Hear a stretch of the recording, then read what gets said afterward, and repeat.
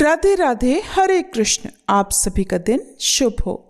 आज दिनांक है 11 नवंबर, दिन है रविवार और आज है मार्गशीर्ष महीने की कृष्ण पक्ष की सप्तमी तिथि, जो कि आज रात 11:08 तक रहेगी। बाद में अष्टमी तिथि प्रारंभ हो जाएगी और आज मृत्युलोक की भद्रा भी है, जो कि बहुत ही अशुभ मानी जाती है सभी शुभ कामों के लिए, और जिसका समापन आज सुबह 11:32 पर हो रहा है।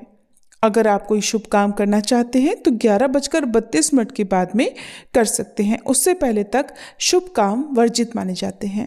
इसके अलावा कुछ बहुत ही शुभ योग भी बन रहे हैं आज, जिसमें पुष्य नक्षत्र शाम 6:17 तक रहेगा। बाद में अश्लेषा नक्षत्र प्रारंभ हो जाएगा। शुभ योग सुबह 9:44 तक रहेगा। बाद में शुक्ल योग प्रारंभ हो जाएगा। ब्रह्म मुहूर्त सुबह 5:06 से 5:54 तक रहेगा। राहु काल दोपहर 3 बजे से 4:30 बजे तक। सूर्योदय होगा सुबह 6:42 पर और सूर्यास्त होगा शाम 5:39 पर। तो चलिए आज सुनते हैं मार्गशीर्ष मास महात्म्य से पहले माँ अन्नपूर्णा और सीता नित्यनेम की कहानी। आशा करती हूँ कि आपने हमारा व्हाट्सएप चैनल भी सब्सक्राइब कर लिया होगा। माँ अन्नपूर्णा व्रत की कथा के अनुसार प्राचीन समय की बात है। काशी निवासी धनंजय की पत्नी का नाम सुलक्षणा था। उसे अन्य सभी सुख प्राप्त थे, केवल निर्धनता ही उनके दुख का एकमात्र कारण थी और यही दुख उसे हर समय सताता था। एक दिन सुलक्षणा अपने पति से बोली, स्वामी आप कुछ उद्यम करो तो काम चले, इस प्रकार कब तक काम चलेगा। सुलक्षणा की ये बात धनंजय के मन में बैठ गई और वह उसी दिन विश्वनाथ शंकर जी को प्रसन्न करने के लिए बैठ गया और कहने लगा, हे देवाधिदेव विश्वेश्वर, मुझे पूजा पाठ कुछ भी करना नहीं आता, मैं तो केवल आपके ही भरोसे बैठा हूँ। इतनी विनती करके वह 2-3 दिन तक लगातार भूखा प्यासा बैठा रहा। ये देखकर भगवान शंकर ने उसके कान में अन्नपूर्णा अन्नपूर्णा अन्नपूर्णा इस प्रकार 3 बार कहा। ये कौन क्या कह गया। बस इसी सोच में धनंजय पड़ गया कि मंदिर से आते ब्राह्मण को देखकर वह पूछने लगा, पंडित जी अन्नपूर्णा कौन है। तब ब्राह्मण ने कहा, अरे धनंजय, तू तो अन्न छोड़कर बैठा है, इसीलिए तुझे हर समय अन्न की ही बात सूझती है। जा घर जाकर अन्न ग्रहण कर। धनंजय अपने घर गया, जाकर पत्नी से सारी बात कही। तब वह बोली, नाथ चिंता मत करो, स्वयं शंकर जी ने यह मंत्र दिया है और वे स्वयं ही खुलासा भी करेंगे। आप फिर से जाकर उनकी आराधना करो।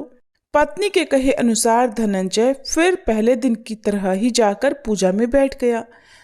रात्रि में भगवान शंकर जी ने आज्ञा दी, कहा तू पूर्व दिशा में चला जा। अब धनंजय अन्नपूर्णा का नाम जपता जाता और रास्ते में फल खाता, झरनों का पानी पीता जाता। इस प्रकार कितने ही दिनों तक लगातार वह चलता रहा। वहां उसे चांदी से चमकते वन की शोभा देखने मिली, सुंदर सरोवर देखने मिला। उसके किनारे कितनी ही अप्सराएं झुंड बनाए बैठी थी।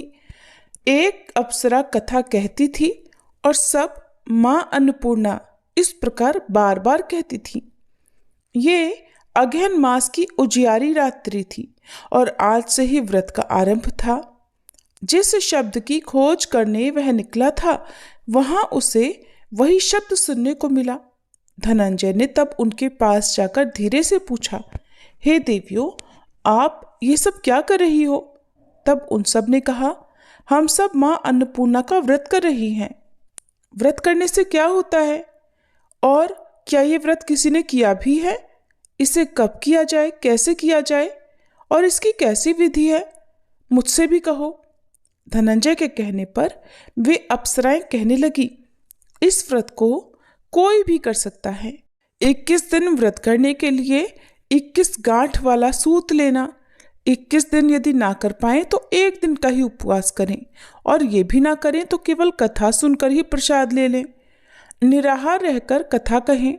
कथा सुनने वाला कोई ना मिले तो पीपल के पत्तों को रखकर सुपारी या घृत कुमारी यानी ग्वार पाठ को वृक्ष के सामने रखकर दीपक को साक्षी बनाकर सूर्य, गाय, तुलसी या महादेव को बिना कथाएं सुनाए मुख में अन्न मत डालना। यदि भूल से कुछ पड़ जाए तो 1 दिवस फिर उपवास करें। व्रत के दिन क्रोध ना करें और झूठ ना बोलें।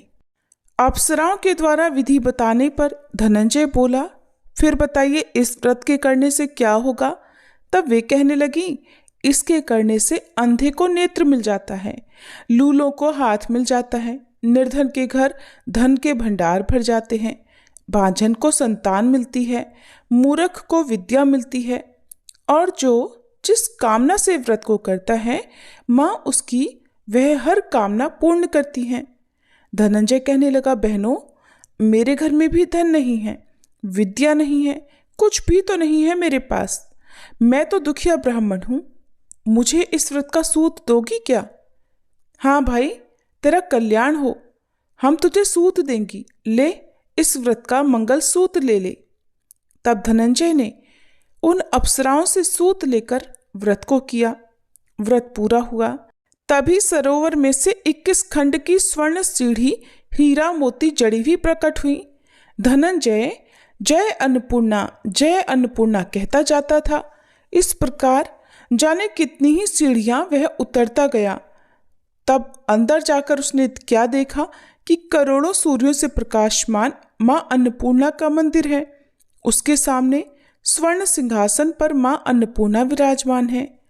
सामने भिक्षा हेतु शंकर भगवान खड़े हैं। देवांगनाएं चवर डुला रही हैं, कितने ही हथियार बांधे पहरा दे रही हैं। धनंजय दौड़कर मां जगदम्बा के चरणों में गिर पड़ा। देवी उसके मन का दुख जान गई। धनंजय हाथ जोड़कर कहने लगा, माता, आप तो अंतर्यामिनी हैं, आपको मैं अपनी दशा भला क्या बताऊं, आप तो सब कुछ जानती हैं। तब माता बोली, तुमने मेरा व्रत किया है, जा, संसार तुम्हारा सत्कार करेगा। माता ने धनंजय की जिह्वा पर बीज मंत्र लिख दिया। अब तो उसके रोम रोम में विद्या प्रकट हो गई। इतने में क्या देखता है कि वह काशी विश्वनाथ के मंदिर में खड़ा है। माँ का वरदान लेकर धनंजय घर आया। अपनी पत्नी सुलक्षणा से सारी बात कही। माता जी की कृपा से उसके घर में धन संपत्ति उमड़ने लगी। छोटा सा घर बहुत बड़ा गिना जाने लगा। जैसे शहद के छत्ते में मक्खियां जमा हो जाती हैं, उसी प्रकार अनेक सगे संबंधी आकर उसकी पढ़ाई करने लगे। कहने लगे, इतना धन और इतना बड़ा घर, सुंदर संतान नहीं है तो फिर इस कमाई को कौन भोगेगा? सुलक्षणा से तो कोई संतान हुई नहीं, इसलिए तुम दूसरा विवाह कर लो। अनिच्छा होते हुए भी धनंजय को दूसरा विवाह करना पड़ा और सती सुलक्षणा को सौतन का दुख झेलना पड़ा। इस प्रकार धीरे धीरे दिन बीतते गए। फिर अगहन मास आया। नए बंधन से बंधे पति से सुलक्षणा ने कहलवाया कि इस व्रत के प्रभाव से ही हम सुखी हुए हैं, इस कारण ये व्रत छोड़ना नहीं चाहिए। ये माता जी का प्रताप है जो हम इतने संपन्न और सुखी हुए हैं। सुलक्षणा की बात सुनकर धनंजय उसके यहाँ आया और व्रत में बैठ गया। नई बहू को इस व्रत के बारे में कुछ भी पता नहीं थी। वो तो धनंजय के वापस घर लौटने की राह देख रही थी। दिन बीतते गए और व्रत पूर्ण होने में केवल 3 दिन बाकी थे कि तभी नई बहू को खबर मिल गई। उसके मन में ईर्ष्या की ज्वाला दहक रही थी। वह सुलक्षणा के घर आ धमकी और उसने वहां भगदड़ मचा दी और वह मारे क्रोध के धनंजय को अपने साथ लिवा ले गई। नए घर में धनंजय को थोड़ी देर के लिए निद्रा ने आ दबाया। वह गहरी नींद सो गया और ठीक उसी समय नई बहू ने उसका व्रत का सूत तोड़कर आग में फेंक दिया। अब तो माता जी का कोप जाग गया। इधर माता क्रोधित हुई और उधर उसके घर में अचानक आग लग गई। सब कुछ जलकर खाक हो गया। सुलक्षणा जान गई और पति को फिर अपने घर ले आई। नई बहू रूठकर अपने पिता के घर जा बैठी। पति को परमेश्वर मानने वाली सुलक्षणा बोली, नाथ, घबराना नहीं, माता जी की कृपा अलौकिक है। पुत्र कुपुत्र हो जाता है, पर माता कभी कुमाता नहीं होती। इसलिए आप श्रद्धा और भक्ति से आराधना शुरू करो, वे हमारा कल्याण जरूर करेंगी। धनंजय फिर माता के पीछे पड़ गया। फिर वही सरोवर सीढ़ी प्रकट हुई और उसमें वह माँ अन्नपूर्णा कहकर उतर गया। वहां जाकर माता के चरणों में करुण क्रंदन करने लगा, विलाप करने लगा। माता प्रसन्न होकर बोली, ये मेरी स्वर्ण की मूर्ति ले, उसकी पूजा करना तो फिर सुखी हो जाएगा। जा, तुझे मेरा आशीर्वाद है। तेरी पत्नी सुलक्षणा ने श्रद्धा से मेरा व्रत किया है, उसे मैंने पुत्र का वरदान दिया है। धनंजय ने आंखें खोली तो खुद को काशी विश्वनाथ के मंदिर में खड़ा पाया।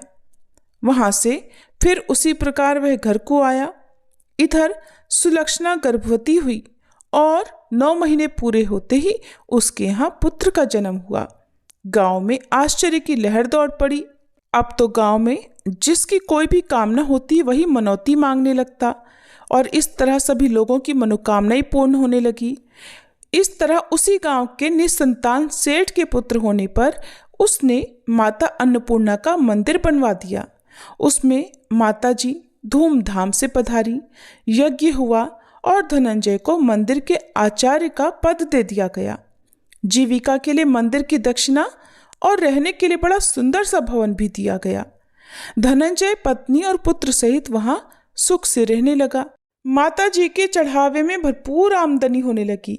उधर नई बहू के पिता के घर डाका पड़ गया, सब कुछ लुट गया और वे भीख मांगकर अपना पेट भरने लगे। सुलक्षणा ने जब यह सुना तो उन्हें बुलावा भेजा और उनके आने पर उन्हें अलग घर में रख लिया और उनके अन्न वस्त्र का प्रबंध भी कर दिया। धनंजय, सुलक्षणा और उसका पुत्र माता जी की कृपा से आनंद से रहने लगे। माता जी ने जैसे उनके भंडार भरे वैसे सबके भंडार भरे। सभी प्रेम से बोलिए, अन्नपूर्णा माता की जय। अब सुनिए सीता नित्यनेम की कहानी। इस कहानी को सीता माता कहती थी और प्रभु श्री राम सुना करते थे। एक दिन श्री राम भगवान को किसी काम के लिए बाहर जाना पड़ा तो सीता माता कहने लगी कि भगवान, मेरा तो 12 वर्ष का नित्यनेम है, अब आप बाहर जाएंगे तो मैं अपनी कहानी किसे सुनाऊंगी। तब श्री राम ने कहा कि सीते, आप कुएं की पाल पर जाकर बैठ जाना और वहां पर जो भी औरतें पानी भरने आएंगी उन्हें अपनी कहानी सुना दिया करना। सीता माता कुएं की पाल पर जाकर बैठ गई। तभी एक स्त्री आई। उसने रेशम की जरी की साड़ी पहन रखी थी और सोने का घड़ा ले रखा था। सीता माता उसे देखकर कहने लगी, बहन, मेरा 12 वर्ष का नित्यनेम सुन लो। पर वह स्त्री बोली कि मैं तुम्हारा नित्यनेम सुनूंगी तो मुझे तो घर जाने में देर हो जाएगी और मेरी सास मुझसे झगड़ा करेगी। इसलिए उसने कहानी नहीं सुनी और अपने घर चली गई। लेकिन उसके घर जाते ही उसकी रेशम जरी की साड़ी फट गई, सोने का घड़ा मिट्टी के घड़े में बदल गया। सासू ने देखा तो पूछा, अरे बहू, ये किसका दोष अपने सिर लेकर आ गई है। बहू बोली, माँ जी, कुएं पर एक औरत बैठी थी, उसने अपनी कहानी सुनने के लिए कहा, लेकिन मैंने नहीं सुनी, शायद उसी का ये फल मुझे मिला है। बहू की बात सुनकर अगले दिन वही साड़ी और वही घड़ा लेकर सास कुएं की पाल पर गई। सास को वहीं पर सीता माता बैठी मिली तो माता सीता ने कहा, बहन, मेरी कहानी सुन लीजिए। सासू बोली, एक बार छोड़, मैं तो 4 बार कहानी सुन लूंगी। तब सीता माता बोली, राम आए लक्ष्मण आए, देश के पुजारी आए, नित नेम का नेम लाए, आओ राम बैठो राम, तपी रसोई जीमो राम, माखन मिश्री खाओ राम, दूध पताशा पियो राम, सूत के पलका मोठो राम, शाल दुशाला पोठो राम, शाल दुशाला ओढ़ो राम, जब बोलूं राम ही राम, राम सवारे सबके काम, खाली घर भंडार भरेंगे, सबका बेड़ा पार करेंगे। श्री राम जय जय राम। सासू बोली, बहन कहानी तो बहुत अच्छी लगी। फिर कहानी सुनकर सासू घर चली गई और उसकी साड़ी फिर से रेशम जरी की बन गई। मिट्टी का घड़ा भी फिर वापस से सोने के घड़े में बदल गया। बहू ने देखा तो कहने लगी, सासू माँ आपने ये सब कैसे किया? सासू बोली, बहू तू दोष लगा कर आई थी और मैं अब दोष उतार कर आ रही हूँ। बहू ने पूछा कि माँ जी वह कुएं वाली स्त्री कौन है? सासू ने बताया कि वह तो सीता माता थी। वो पुराने से नया कर देती हैं, खाली घर में भंडार भर देती हैं। वह लक्ष्मी जी का वास घर में कर देती हैं और मनुष्य की जो भी इच्छा हो उसे पूर्ण कर देती हैं। बहू बोली, माँ जी फिर तो ऐसी कहानी मुझे भी सुना दो। सास बोली कि ठीक है तुम भी सुनो। फिर सास ने कहानी शुरू की। राम आए लक्ष्मण आए, देश के पुजारी आए, नित नेम का नेम लाए, आओ राम बैठो राम, तपी रसोई जीमो राम, माखन मिश्री खाओ राम, दूध बताशा पियो राम, सूत के पल का मोठो राम, शाल दुशाला पोठो राम, शाल दुशाला ओढ़ो राम। जब बोलूं राम ही राम, राम सवारे सबके काम, खाली घर भंडार भरेंगे, सबका बेड़ा पार करेंगे, बोलो श्री राम जय जय राम। कहानी सुनकर बहू बोली, माँ जी कहानी तो बहुत अच्छी है। सासू ने कहा, ठीक है अब से हम इस कहानी को रोज किया करेंगे। अब सास बहू रोज सवेरे उठती, नहाती धोती और पूजा करने के बाद नित नेम की सीता माता की कहानी कहती। एक दिन की बात है, उनके यहाँ पड़ोस की एक औरत आई और बोली कि बहन जरा सी आँच तो देना। तो बहू बोली कि आँच तो अभी हमने जलाई ही नहीं। पड़ोसन बोली, तो फिर तुम सुबह 4 बजे से उठकर क्या कर रही हो? तो उन्होंने कहा कि हम तो सुबह सुबह उठकर पूजा करते हैं, फिर सीता माता की नित नेम की कहानी कहते हैं। पड़ोसन ने उनकी बात सुनकर फिर कहा कि सीता माता की कहानी कहने से तुम्हें क्या मिला? तब वे दोनों बोली कि सीता माता की कहानी कहने से घर में भंडार भर जाते हैं, सारे काम पूर्ण हो जाते हैं, मन की इच्छा भी पूरी होती है। पड़ोसन ने कहा, बहन अगर ऐसा है तब तो फिर मुझे भी कहानी सुना दो। तब बहू बोली कि ठीक है तुम भी ये कहानी सुन लो। राम आए लक्ष्मण आए, देश के पुजारी आए, नित नेम का नेम लाए, आओ राम बैठो राम, तपी रसोई जीमो राम, माखन मिश्री खाओ राम, दूध बताशा पियो राम, सूत के पल का मोठो राम, शाल दुशाला पोठो राम, शाल दुशाला ओढ़ो राम। जब बोलूं राम ही राम, राम सवारे सबके काम, खाली घर भंडार भरेंगे, सबका बेड़ा पार करेंगे, श्री राम जय जय राम। पड़ोसन ने इस कहानी को सुना तो कहने लगी, बहन कहानी तो बहुत अच्छी लगी। अब वह पड़ोसन भी नितनेम सीता माता की कहानी कहने लगी। कहानी कहने से सीता माता ने पड़ोसन के भी धन के भंडार भर दिए। देखते ही देखते अब तो पूरे मोहल्ले में नितनेम की कथा चल पड़ी और हर किसी की मनोकामना पूर्ण होने लगी।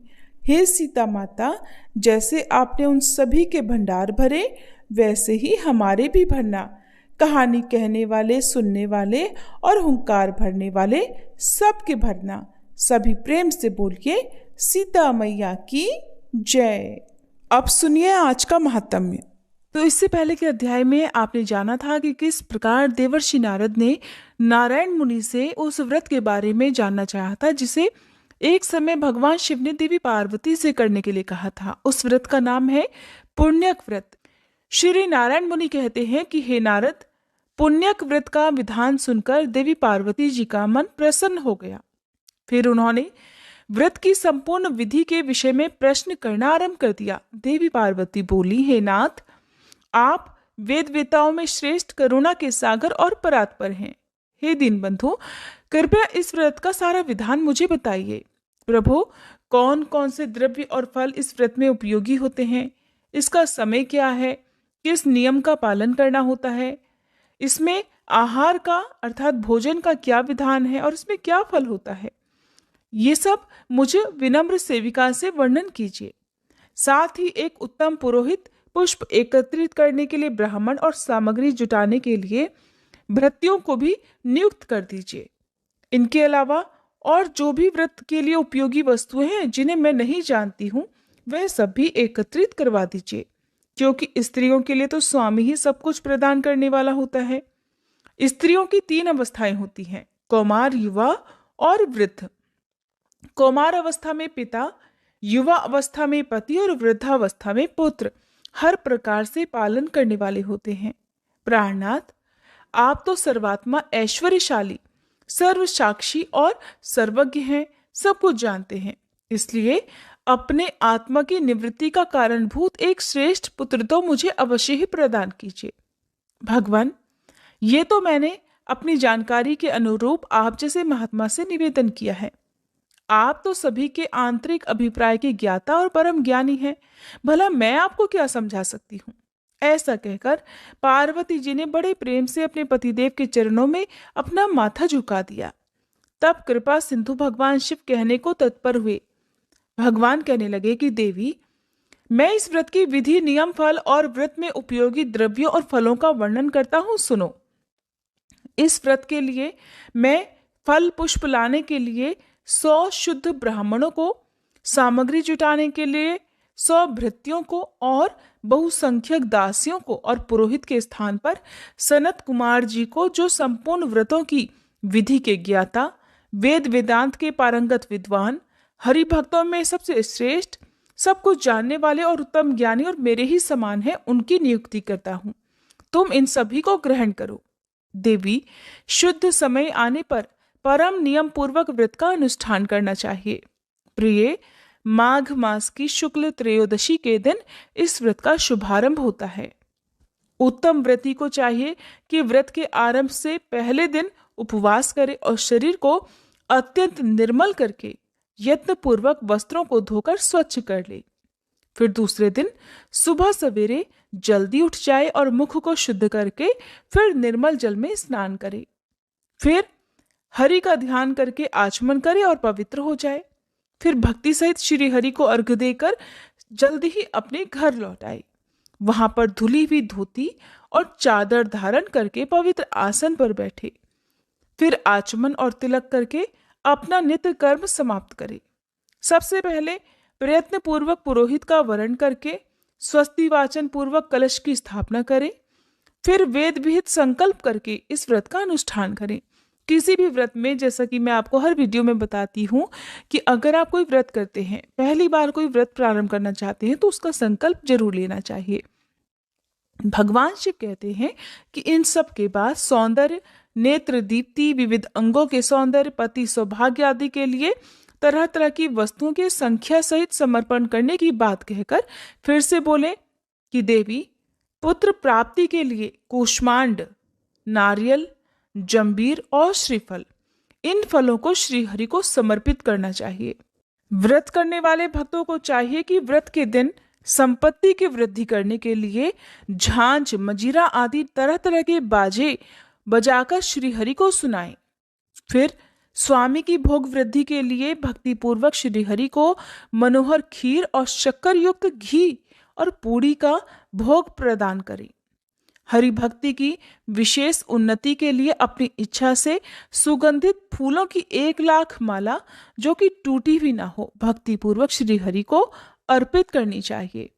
हे दुर्गे, श्री कृष्ण की प्रसन्नता प्राप्ति के लिए नाना प्रकार के स्वादिष्ट और मधुर नैवेद्यों का भोग लगाना चाहिए।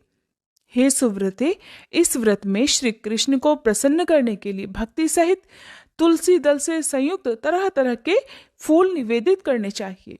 व्रती को चाहिए कि वह व्रत काल में जन्म जन्मांतर में अपने धन धान्य की समृद्धि के लिए हर दिन 1 सहस्त्र ब्राह्मणों को भोजन कराए। देवी, प्रतिदिन पूजन काल में फूलों से भरी हुई 100 अंजलियां समर्पित करे और अपने मन में श्री हरि की भक्ति बढ़ाने के लिए 100 बार प्रणाम करे। हे सुव्रते, व्रत काल में 6 महीने तक हविष्यान्न, 5 महीने तक फलाहार और 1 पक्ष तक हवी का भोजन करे। फिर 1 पक्ष तक केवल जल पीकर रहना चाहिए। अग्निदेव के लिए 100 अखंड रत्न दीपों का दान करना चाहिए। रात में कुशा का आसन बिछाकर उसके ऊपर बैठकर जागरण करना चाहिए। देवी इस प्रकार व्रत के भलीभांति पूर्ण होने पर फिर उद्यापन करना चाहिए। उस समय 360 डलियाएं जो कि वस्त्रों से ढकी हुई और भोजन के पदार्थों, यज्ञोपवीत और मनोहर उपहारों से सजी हुई हो, उन्हें दान करना चाहिए। 1360 ब्राह्मणों को भोजन और 1360 तिल की आहुतियां देने का विधान है। फिर व्रत समाप्त हो जाने पर विधि पूर्वक 1360 स्वर्ण मुद्राओं की दक्षिणा देनी चाहिए। इसके अलावा व्रत की समाप्ति के दिन दूसरी दक्षिणा भी बताऊंगा। देवी इस व्रत का फल यही है कि श्री हरि में भक्ति दृढ़ हो जाती है। श्री हरि के समान तीनों भुवनों में विख्यात पुत्र उत्पन्न होता है और सौंदर्य, पति, सौभाग्य, ऐश्वर्य और अतुल धन की प्राप्ति होती है। हे महेश्वरी, यह व्रत प्रत्येक जन्म में समस्त मनोवांछित सिद्धियों का बीज है, जिसका मैंने इस प्रकार वर्णन किया। इसलिए हे देवी, तुम भी इस व्रत का अनुष्ठान करो, साध्वी तुम्हें पुत्र उत्पन्न अवश्य होगा। ऐसा कहकर शिवजी मौन हो गए। श्री नारायण जी कहते हैं, हे नारद, इस प्रकार व्रत के विधान को सुनकर देवी का मन प्रसन्नता से खिल उठा। फिर उन्होंने अपने स्वामी शिवजी से दिव्य और शुभ कारिणी व्रत कथा के विषय में जिज्ञासा प्रकट की। श्री पार्वती जी ने पूछा कि हे नाथ, ये व्रत और इसका फल तो और इसका विधान तो बड़ा ही अद्भुत है। भला किसने इस व्रत को प्रकाशित किया और इसकी श्रेष्ठ कथा का भी वर्णन कीजिए। तब श्री महादेव जी बोले, प्रिय, मनु की पत्नी शत्रुपा, जो पुत्र के दुख से दुखी थी, ब्रह्मलोक में आकर ब्रह्मा जी से बोली। शत्रुपा ने कहा, हे ब्राह्मण, आप तो जगत का पालन पोषण करने वाले और सृष्टि के कारणों के भी कारण हैं। इसलिए आप मुझे ये बतलाने की कृपा करें कि किस उपाय से बांझन को पुत्र उत्पन्न हो सकता है, क्योंकि हे ब्राह्मण, उसका जन्म, ऐश्वर्य और धन सब निष्फल ही होता है। पुत्रवानों के घर में पुत्र के बिना अन्य किसी वस्तु की शोभा नहीं होती। तपस्या और दान से उत्पन्न हुआ पुण्य जन्मांतर में सुखदायक होता है, परंतु पुत्र पिता को अर्थात इसी जन्म में सुख, मोक्ष और हर्ष प्रदान करता है। निश्चय ही पुत्र पुत नामक नरक से रक्षा करने का कारण भी होता है। हे ब्राह्मण, आप पुत्र ताप से संतप्त हुई मुझ अबला को पुत्र प्राप्ति का उपाय बतला दीजिए, तभी कल्याण है, अन्यथा मैं पति के साथ ही वन में चली जाऊंगी। आप प्रजा को धारण करने वाली पृथ्वी, धन, ऐश्वर्य और राज आदि ग्रहण कीजिए, क्योंकि हे तात, हम दोनों पुत्रहीनों को पुत्र के बिना इन सबसे कोई मतलब नहीं। साक्षात ब्रह्मा जी से ऐसा कहकर शत्रुपा फूट फूट कर रोने लगी। तब उसकी ओर देखकर कृपालु ब्रह्मा जी ने कहा, वत्से, जो समस्त ऐश्वर्य आदि का कारण रूप, सभी मनोरथों को देने वाला और शुभ कारक है, उस सुखदायक पुत्र प्राप्ति के उपाय का वर्णन करता हूं, सुनो। हे सुव्रते, माघ मास के शुक्ल पक्ष की त्रयोदशी तिथि के दिन शुद्ध काल में सर्वस्व प्रदान करने वाले श्री कृष्ण की आराधना करके इस उत्तम पुण्यक व्रत का अनुष्ठान करना चाहिए। कर्णव शाखा में इस व्रत का वर्णन किया गया है और इसे पूरे साल तक करना चाहिए। ये सारी अभीष्ट सिद्धियों का प्रदाता और सभी विघ्नों का नाश करने वाला है। व्रत के दिनों में वेदोक्त द्रव्यों का दान करना चाहिए। शुभे, तुम भी इस व्रत का अनुष्ठान करके विष्णु जी के समान पराक्रमी पुत्र प्राप्त करो। ब्रह्मा जी का कथन सुनकर शत्रुपा ने इस उत्तम व्रत का अनुष्ठान किया, जिससे उन्हें प्रेव्रत और उत्तानपाद नामक 2 मनोहर पुत्र प्राप्त हुए। देवहूति ने इस पुण्यप्रद और शुभ पुण्यक व्रत को करके कपिल नामक पुत्र प्राप्त किया, जो सब में श्रेष्ठ, सिद्ध और नारायण के अंश से प्रकट हुए थे। शुभ लक्षणा अरुंधति ने इस व्रत को करके शक्ति को पुत्र रूप में प्राप्त किया। शक्ति पत्नी को इस व्रत के पालन से पराशर नामक पुत्र की प्राप्ति हुई थी। अदिति ने इस व्रत का अनुष्ठान करके वामन नामक पुत्र प्राप्त किया। ऐश्वर्यशालिनी शची ने इस व्रत को करके जयंत नामक पुत्र को जन्म दिया। इस व्रत को करने से उत्तानपाद की पत्नी ने ध्रुव को और कुबेर की पत्नी ने नलकूबर को पुत्र रूप में प्राप्त किया। इस उत्तम व्रत के पालन से सूर्य पत्नी को मनु और अत्रि पत्नी को चंद्रमा पुत्र रूप में मिले। अंगिरा की पत्नी ने भी इस उत्तम व्रत का अनुष्ठान किया था, जिसके प्रभाव से उनके पुत्र बृहस्पति हुए, जो देवताओं के आचार्य कहलाते हैं। भृगु पत्नी ने इस व्रत का पालन करके शुक्र को पुत्र रूप में प्राप्त किया था, जो नारायण के अंश और समस्त तेजस्वियों में परमोत्कृष्ट हैं, और ये ही दैत्यों के गुरु हुए हैं। देवी, इस प्रकार मैंने तुमसे व्रतों में उत्तम पुण्यक व्रत का वर्णन कर दिया। हे कल्याणमयी गिरिराज नंदिनी, तुम भी इस व्रत को अब अवश्य करो।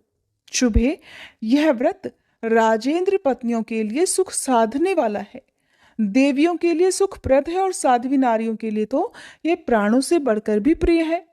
महासाध्वी, इस व्रत के पुण्य प्रभाव से संपूर्ण देवताओं के ईश्वर और स्वयं श्री कृष्ण तुम्हारे पुत्र होंगे। नारद, ऐसा कहकर शंकर जी मौन हो गए। फिर परम प्रसन्न हुई पार्वती देवी ने शंकर जी की आज्ञा से उस व्रत का अनुष्ठान किया। इस प्रकार मैंने तुमसे गणेश जी के जन्म का कारण, जो कि सुखदायक, मोक्षप्रद और सार रूप है, वर्णन कर दिया। हे देवर्षि, अब और क्या सुनना चाहते हो? देवर्षि नारद ने नारायण मुनि से कहा कि हे ब्राह्मण, आपके श्रीमुख से मैंने बहुत सारी दिव्य कथाओं का श्रवण किया है, लेकिन अभी भी मेरा ये लोलुप मन तृप्त नहीं हुआ है। ये और भी विशिष्ट प्रसंग को सुनना चाहता है। इसलिए हे मुनिवर, कृपया आप श्री कृष्ण जन्म खंड का विस्तार पूर्वक वर्णन कीजिए, जो मनुष्यों के जन्म मरण आदि का खंडन करने वाला है। वह समस्त तत्वों का प्रकाशक, कर्म बंधन का नाशक, हरि भक्ति प्रदान करने वाला और मुक्ति बीज का कारण है। हे मुनिवर, मैं आपका शरणागत भक्त और शिष्य हूँ, इसलिए आप मुझे श्री कृष्ण जन्म खंड की कथा को विस्तार पूर्वक सुनाइए। किसकी प्रार्थना से एकमात्र परिपूर्णतम परमेश्वर श्री कृष्ण अपने संपूर्ण अंशों से इस भूतल पर अवतरित हुए थे? किस युग में, किस कारण से और कहाँ उनका प्राकट्य हुआ? उनके पिता वसुदेव कौन थे, या फिर माता देवकी भी कौन थी, बताइए। किसके कुल में भगवान ने माया द्वारा जन्म ग्रहण की लीला की? श्री हरि ने किस रूप से यहाँ आकर क्या किया? मुने, सुना जाता है कि श्री कृष्ण कंस के भय से सूतिका गृह से गोकुल को चले गए थे। जो स्वयं भय के स्वामी हैं, उन्हें कीट तुल्य, कीड़े जैसे कंस से भय क्यों हुआ?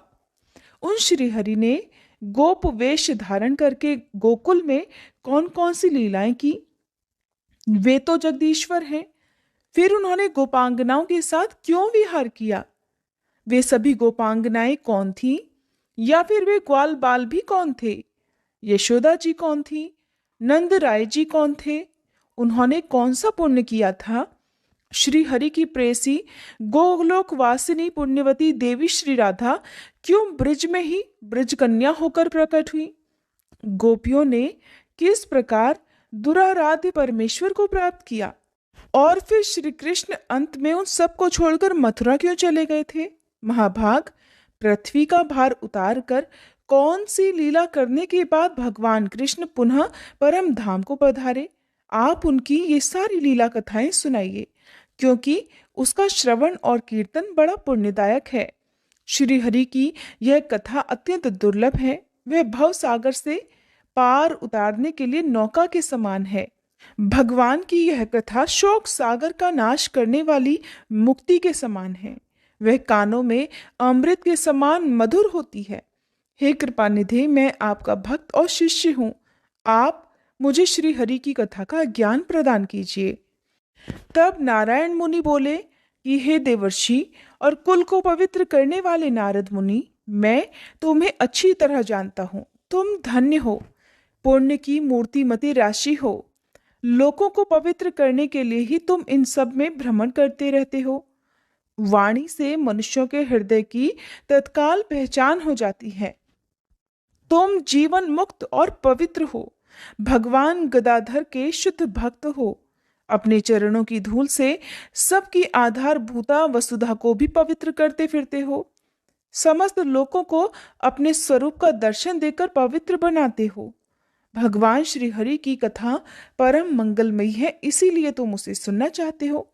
और जहाँ श्री कृष्ण की कथाएं होती हैं, वहीं सभी देवता भी वास करते हैं। ऋषि मुनि और संपूर्ण तीर्थ भी वहीं रहने लगते हैं। वे कथा सुनकर अंत में अपने निरापद स्थान को जाया करते हैं। जिन स्थानों में श्री कृष्ण की शुभ कथाएं होती हैं, वे तीर्थ समान बन जाते हैं। जिसका मन भगवान श्री कृष्ण की कथा सुनने में लगा हो, उन कथाओं से जिन्हें विशेष प्रेम हो और कथा सुनकर जिसके नेत्रों में आंसू छलक आते हो और शरीर में रोमांच छा जाता हो और मन उसी में डूब जाता हो, उसी को विद्वान पुरुषों ने सच्चा भक्त कहा है। जो मन, वाणी और शरीर से स्त्री, पुत्र आदि सबको श्री हरि का ही स्वरूप समझता है, उसे विद्वानों ने सच्चा भक्त कहा है। जिसकी सभी जीवों पर दया है और जो संपूर्ण जगत को श्री कृष्ण जानता है, वह महाज्ञानी पुरुष ही वैष्णव भक्त माना गया है। हे देवर्षि, अब सुनो। एक बार गोलोक में श्री कृष्ण विरजा देवी के समीप थे। श्री राधा को वह ठीक नहीं लगा। श्री राधा सखियों सहित वहां से जाने लगी। तब श्री दामा ने उन्हें रोका। इस पर श्री राधा ने श्री दामा अर्थात सुदामा को श्राप दे डाला कि तुम असुर योनि को प्राप्त हो जाओ। तब श्री दामा ने भी श्री राधा रानी को श्राप दे दिया कि जाइए, आप भी मानवी योनि में जाइए। वहां गोकुल में श्री हरि के ही अंश महायोगी रायण नामक एक वैश्य होंगे।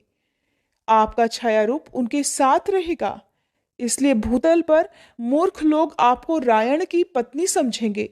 श्री हरि के साथ कुछ समय आपका विछोह होगा। एक दूसरे को श्राप देने के बाद श्री दामा और श्री राधा दोनों को ही क्षोभ हुआ, दुख हुआ। तब श्री कृष्ण ने श्री दामा को सांत्वना देकर कहा कि तुम त्रिभुवन विजेता सर्वश्रेष्ठ शंखचूर्ण नामक असुर होगे और अंत में श्री शंकर जी के त्रिशूल से भिन्न देह होकर यहाँ मेरे पास वापस लौट आओगे। श्री राधा को बड़े प्रेम के साथ हृदय से लगाकर भगवान ने कहा कि 12 कल्प में मैं पृथ्वी पर जाऊंगा और ब्रज में जाकर वहां के पवित्र काननों में तुम्हारे साथ विहार किया करूंगा। मेरे रहते तुम्हें क्या भय है। उधर विरजा देवी नदी हो गई और उनके श्री कृष्ण के द्वारा जो 7 सुंदर पुत्र हुए थे, वे लवण, इक्षु, सुरा, घृत, दधि, दुग्ध और जलरूप 7 समुद्र हो गए। ये सब श्री राधा रानी और श्री कृष्ण की ही लीला है, जो ब्रज में परम दिव्य पवित्रतम विलक्षण प्रेम रस धारा बहाने के लिए निमित्त रूप से की गई थी। इसी कारण से लीलामय श्री राधा और श्री कृष्ण वराह कल्प में पृथ्वी पर अवतरित हुए थे। श्री राधा रानी गोकुल में वृषभानु के घर प्रकट हुई और यह कथा तो आप पहले भी इस अध्याय से पहले सुन चुके हैं। तो अब आगे की कथा जानिए। नारद जी ने कहा, हे वेदवेताओं में श्रेष्ठ नारायण जी, किसकी प्रार्थना और किस कारण जगदीश्वर श्री कृष्ण ने इस भूतल पर अवतार लिया था। तब श्री नारायण जी कहने लगे, प्राचीन समय की बात है। वाराह कल्प में पृथ्वी असुरों के अधिक भार से आक्रांत हो गई थी, संतप्त हो गई थी। इसलिए शोक से पीड़ित होकर वह ब्रह्मा जी की शरण में गई। उसके साथ साथ असुरों द्वारा सताए गए देवता भी थे, जिनका मन अत्यंत उद्विग्न हो रहा था, परेशान हो रहा था। पृथ्वी उन देवताओं के साथ श्री ब्रह्मा जी की दुर्गम सभा में गई। वहां उसने देखा कि देवेश्वर ब्रह्मा जी ब्रह्म तेज से जाजल्यमान हो रहे हैं और बड़े बड़े ऋषि मुनि, मुनीन्द्र और सिद्धेंद्र गण उनकी सेवा में उपस्थित हैं। ब्रह्मा जी कृष्ण इस 2 अक्षर के परम ब्रह्म स्वरूप मंत्र का जप कर रहे थे। उनके नेत्र उस समय भक्ति जनित आनंद के आंसुओं से भरे हुए थे और उनके पूरे शरीर में रोमांच हो आया था। हे मुने, देवताओं सहित पृथ्वी ने भक्तिभाव से चतुरानन को प्रणाम किया और दैत्यों के भार आदि का सारा वृतांत उन्हें कह सुनाया। आंसू भरे नेत्रों और पुलकित शरीर से वे ब्रह्मा जी की स्तुति और रोदन करने लगी, अर्थात रोते हुए वे ब्रह्मा जी से स्तुति करने लगी। तब जगत धाता ब्रह्मा जी ने उससे पूछा, हे भद्रे, तुम क्यों स्तुति कर रही हो और रो रही हो? बताओ, किस उद्देश्य से तुम्हारा यहाँ आना हुआ है? विश्वास करो, तुम्हारा भला होगा। हे कल्याणी, अब शांत हो जाओ, मेरे रहते भला तुम्हें क्या भय है? इस प्रकार पृथ्वी को आश्वासन देकर ब्रह्मा जी ने देवताओं से बड़े आदर पूर्वक पूछा, हे देवतागणों, किस लिए तुम्हारा मेरे पास आना हुआ है, बताइए। ब्रह्मा जी की बात सुनकर देवता लोग उन प्रजापति से बोले, हे प्रभु, सभी दैत्यों के भार से ये पृथ्वी दबी हुई है और हम भी उनके कारण संकट में पड़ गए हैं। दैत्यों ने हमें ग्रस लिया। आप ही जगत के सृष्टा हैं, इसलिए आप ही हमारा शीघ्र उद्धार कीजिए।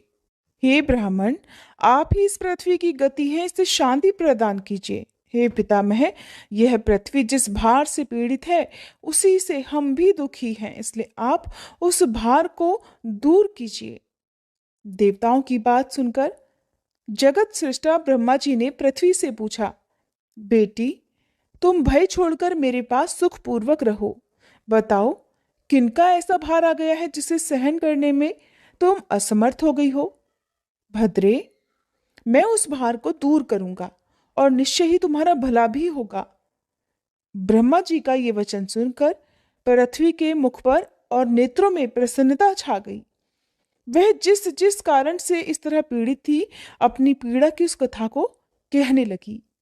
तात सुनिए, मैं अपनी मन की व्यथा बता रही हूं। विश्वासी बंधु बांधव के सिवा दूसरे किसी को भी मैं ये बात नहीं बता सकती, क्योंकि स्त्री जाति अबला होती है। अपने सगे बंधु, पिता, पति और पुत्र सदा उसकी रक्षा करते हैं, परंतु दूसरे लोग निश्चय ही उसकी निंदा करने लगते हैं। जगत पिता, आपने मेरी सृष्टि की है, इसलिए आपसे अपने मन की बात कहने में मुझे कोई संकोच नहीं है। मैं जिनके भार से पीड़ित हुई हूं, अब उनका परिचय देती हूं, सुनिए। जो श्री कृष्ण भक्ति से हीन है और जो श्री कृष्ण भक्त की निंदा करते हैं, उन महापात की मनुष्यों का भार वहन करने में अब मैं सर्वथा असमर्थ हो गई हूँ। जो अपने धर्म के आचरण से शून्य और नित्य कर्म से रहित हैं, जिनकी वेदों में श्रद्धा नहीं है, उनके भार से मैं पीड़ित हूँ। जो माता पिता, गुरु, पत्नी, पुत्र और पौष्य वर्ग का पालन पोषण नहीं करते हैं, उनका भार वहन करने में मैं असमर्थ हूँ।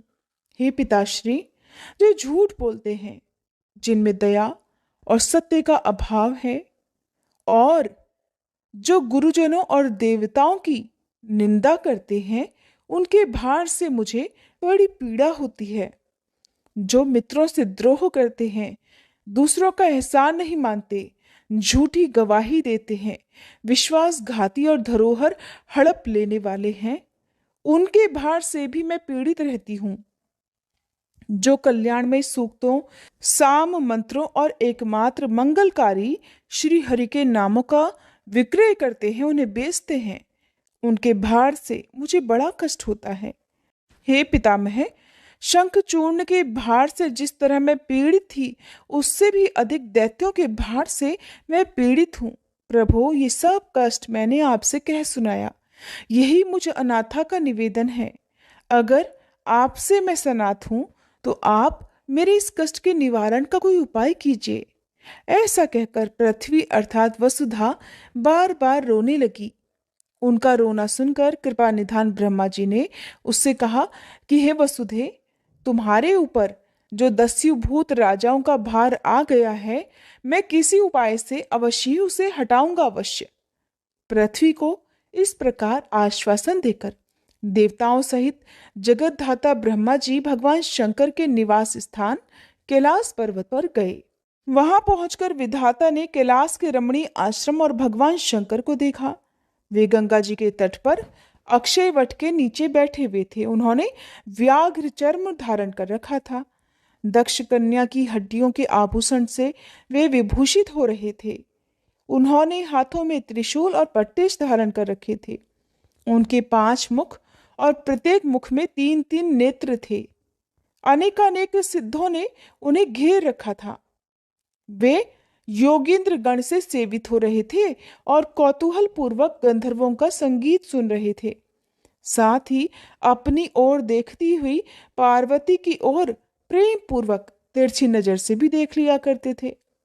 अपने 5 मुखों द्वारा श्री हरि के एकमात्र मंगल नाम का जप करते थे। गंगा जी में उत्पन्न कमलों के बीजों की माला से जप करते समय उनके शरीर में रोमांच हुआ था।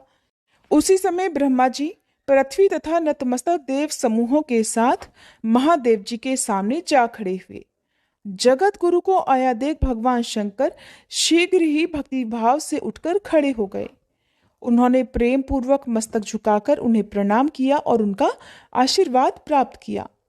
फिर सब देवताओं ने तथा पृथ्वी ने भी भक्ति भाव से चंद्रशेखर शिव को प्रणाम किया और शिव जी ने उन सभी को आशीर्वाद दिया। प्रजापति ब्रह्मा जी ने पार्वती नाथ शिव जी से सारा वृत्तांत कह सुनाया, जिसे सुनकर भक्त वत्सल शंकर जी ने तुरंत ही मुंह नीचे कर लिया। भक्तों पर कष्ट आया सुनकर पार्वती जी और परमेश्वर शिव को बड़ा दुख हुआ। फिर वहां ब्रह्मा जी और शिव ने देव समूहों और वसुधा को यत्नपूर्वक सांत्वना देकर घर को वापस लौटा दिया। फिर वे दोनों देवेश्वर तुरंत धर्म के घर आए। उनके साथ विचार विमर्श करके वे तीनों श्री हरि के धाम को चल दिए। भगवान के उस परम धाम का नाम बैकुंठ है और वह जरा और मृत्यु को दूर भगाने वाला है। ब्रह्मांड से ऊपर उसकी स्थिति है। वहां पहुंचकर सभी ने भगवान श्री हरि की स्तुति की।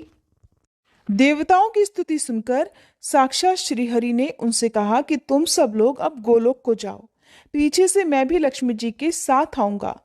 श्वेत द्वीप निवासी वे नर और नारायण मुनि और सरस्वती देवी ये सभी गोलोक में जाएंगे।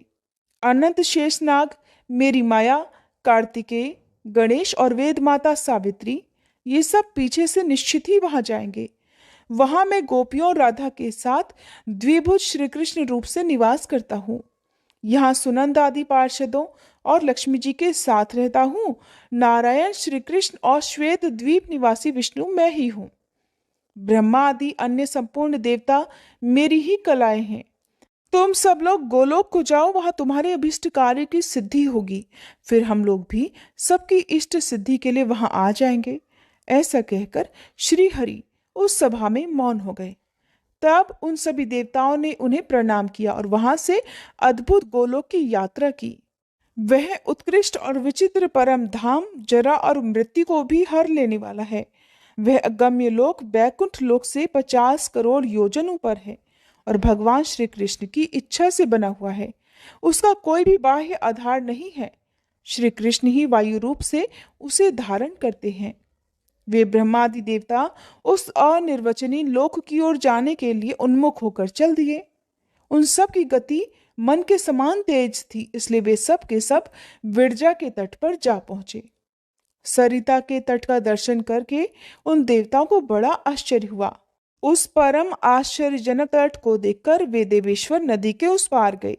वहां जाने पर उन्हें पर्वतों में श्रेष्ठ शतशृंग दिखाई दिया, जो अपनी शोभा से मन को मोह लेता था। दिव्य पारिजात वृक्षों की वनमालाएं उसकी शोभा बढ़ा रही थी। वह पर्वत कल्प वृक्षों और कामधेनुओं द्वारा सभी ओर से घिरा हुआ था।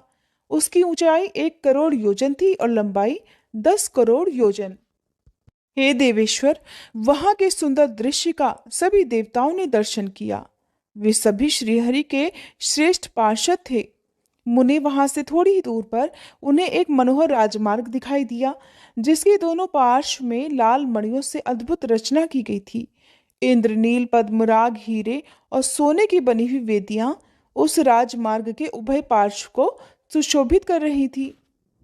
हे मुने, फिर वहां देवताओं ने अत्यंत मनोहर नृत्य और सुंदर ताल से युक्त रमणीय संगीत देखा, जहां श्री राधा कृष्ण के गुणों का अनुवाद हो रहा था। उस अमृतोपम गीत को सुनते ही वे देवता तो मूर्छित हो गए। फिर क्षण भर में ही सचेत होकर मन ही मन श्री कृष्ण का चिंतन करते हुए उन्होंने स्थान स्थान पर परम आश्चर्यमय मनोहर दृश्य देखे। नाना प्रकार के वेश धारण किए हुए समस्त गोपिकाएं उनके रास्ते में आईं। कोई अपने हाथों से मृदंग बजा रही थी तो किन्हीं के हाथों से वीणा वादन हो रहा था। किन्हीं के हाथों में चंवर थे तो किन्हीं के हाथों में करताल। किन्हीं के हाथों में यंत्र वाद्य शोभा पा रहे थे तो कितने ही रत्नमयी नुपुरों की झनकारें फैला रही थी। बहुतों की रत्नमयी कांची बज रही थी जिसमें छोटी छोटी घंटिकाओं के शब्द गूंज रहे थे। किसी के माथे पर जल से भरे हुए घड़े थे जो तरह तरह के नृत्य के प्रदर्शन का मनोरथ लेकर खड़ी हुई थी। नारद कुछ दूर और आगे जाने पर उन्होंने बहुत से आश्रम देखे जो राधा जी की प्रधान सखियों के आवास स्थान थे। वे रूप, गुण, वेश, यौवन, सौभाग्य और अवस्था में एक दूसरी के समान थी। श्री राधा की समवयस्का सखियां 33 गोपियां हैं जिनकी वेशभूषा अनिर्वचनीय है। उनके नाम भी सुनो: सुशीला, शशिकला, यमुना, माधवी, रति, कदम्बमाला, कुंती, जाह्नवी, स्वयंप्रभा, चंद्रमुखी, पद्ममुखी, सावित्री, सुधामुखी, शुभा, पद्मा, पारिजाता, गौरी, सर्वमंगला, कालिका, कमला, दुर्गा, भारती, सरस्वती, गंगा, अंबिका, मधुमती, चंपा, अपर्णा, सुंदरी, कृष्णप्रिया, सती, नंदिनी और नंदना, ये सब की सब समान रूप वाली हैं। इनके शुभ आश्रम रत्नों और धातुओं से चित्रित हैं। तरह तरह के चित्रों से चित्रित होने के कारण ये बड़े सुंदर लग रहे हैं। उनके शिखर बहुमूल्य रत्नमय कलश समूहों से जाज्वल्यमान हैं। उत्तम रत्नों द्वारा उनकी रचना की गई है। गोलोक ब्रह्मांड से बाहर और ऊपर है, उसके ऊपर दूसरा कोई लोक ही नहीं है। ऊपर तो सब कुछ शून्य ही है।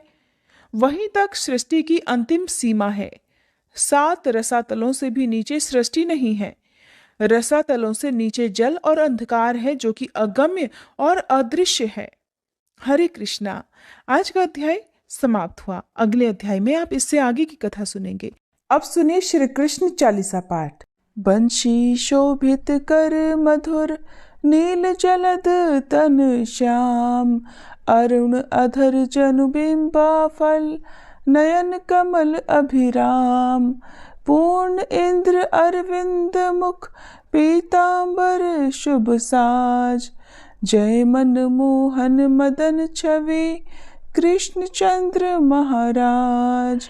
जय यदुनंदन जय जगवंदन, जय वसुदेव देवकी नंदन, जय यशोदासुत नंद दुलारे, जय प्रभु भक्तन के धृगतारे, जय नट नागर नाग नथैया, कृष्ण कन्हैया धेनु चरैया, पुनि नख पर प्रभु गिरवर धारो, आओ दीनन कष्ट निवारो, वंशी मधुर अधर धरि तेरी, होवे पूर्ण मनोरथ मेरो, आओ हरि पुनि माखन चाखो, आज लाज भारत की राखो, गोल कपोल चिबुक अरुणारे, मृदु मुस्कान मोहिनी डारे,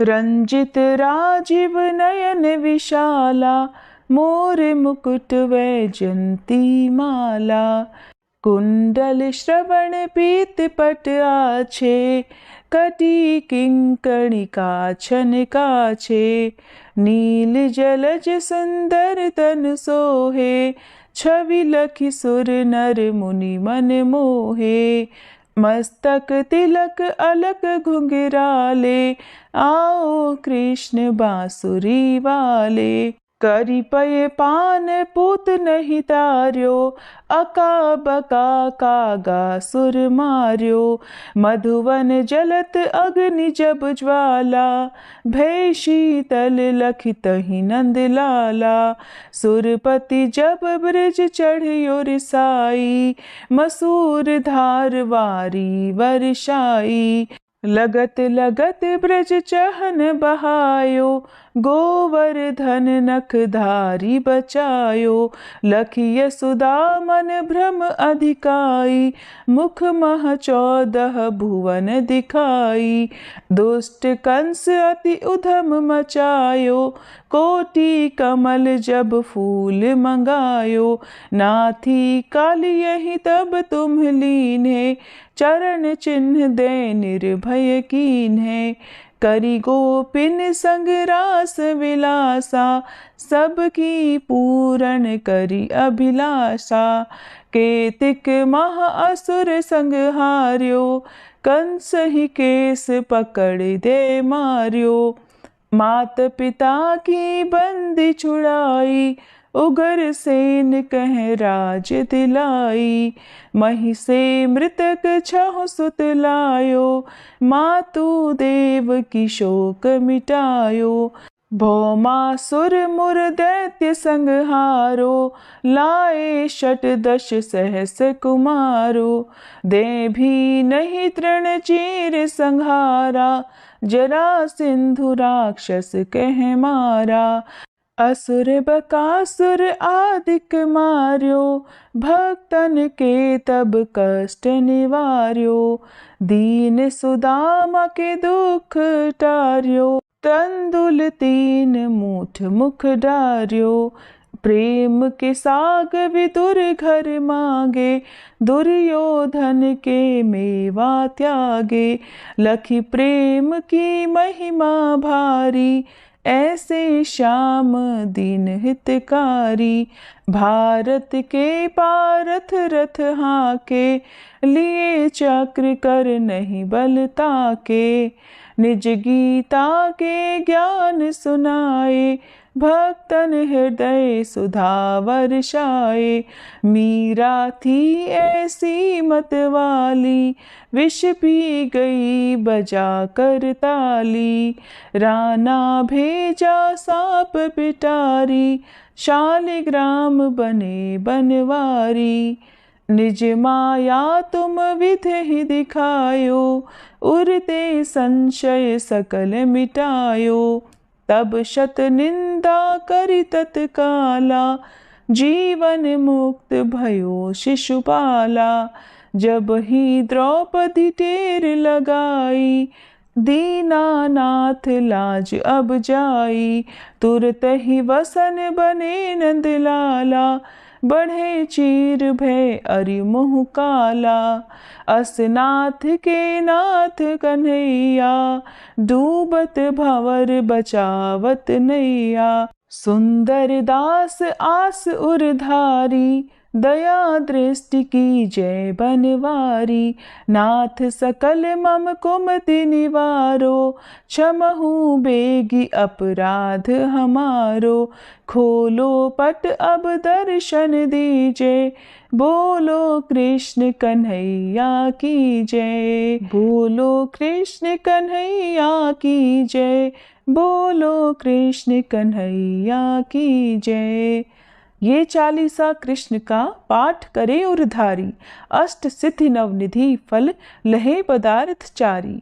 बोलो श्री कृष्ण भगवान की जय।